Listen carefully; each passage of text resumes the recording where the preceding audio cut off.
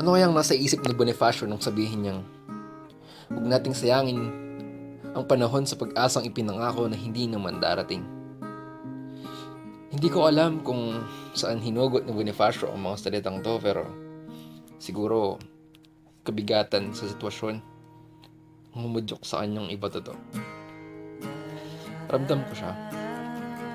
Kasi sa panahong to, ako yung tanong na, saan ka na? Kasi hindi ako sigurado. Dumarating sa usapang alas 5, pero sa totoo ay alas 6. Di na ako nasanay. Kaya tuloy taghoy na lang ng nilalaro ng pagkadismaya sa isip, dulot yata ito ng pagtaya ko sa oras sa akala kong ligaya ang balik. Hindi ba't taghoy ng panghihinayang at taghoy ng pagkawasak? Hindi ba't kabayaran ng pagtaya ay pagkasawi? Alam kong madaya ang laro, pero pilit pa rin akong tumataya. Umaasa kasi ako na may kapalit ang bawat pagsugal. Eto na naman ako, naghihintay sa may kanto ng realidad na sa gitna ay may triangulo.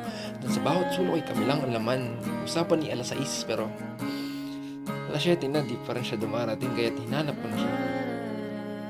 Nilakad ko ang kalsada ng nakayapak, sinuhong ang bahas ng pagkasabik, pinasok ang eskinita na puno ng nagkakalat na Lego. Ininda ko ang sakit. Dahil alam ko, baliwala ang lahat kapag natagpuan ko na siya. Nakakapagod maghanap. Naligaw na ako ng sarili kong paniniwala, kaya't bumalik na lang ako sa triangulo.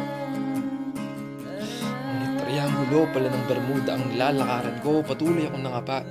Ilang beses akong nawala at ilang beses din akong nadapa. Paano ko ba susundan ng mga marka ng pagyapak niya? Kung sa bawat pagliko ay nandun mga huni, hagik-gik, amoy at ngiti ng nawawalang pyesa nito.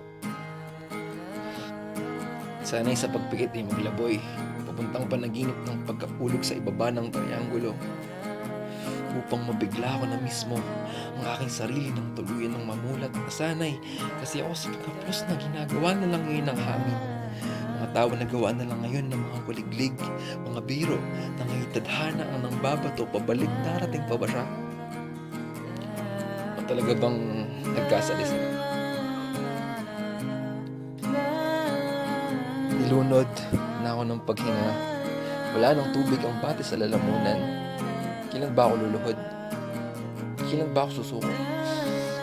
Kailan ba akong papagod sa kung paanong napagod silang nagpumilit na makita ang atom? Sige, sabihin na natin sumusuko na ako. Sabihin na natin kakalimutan na kita, pero papaano? Takot akong makita ang realidad, pero sa bawat pagtakip ng mata ay kita pa rin ng bakas ng paglapat ng malambot mong kamay sa mga guhit at spasyo ng kamay ko. Kapag lalo kong iniisip na itutuloy ko pa to, lalo ko lang naunawang na kailangan ko nang bumitaw. Kaya ako'y naglakad na lang nang makalimutan ng bawat sulok.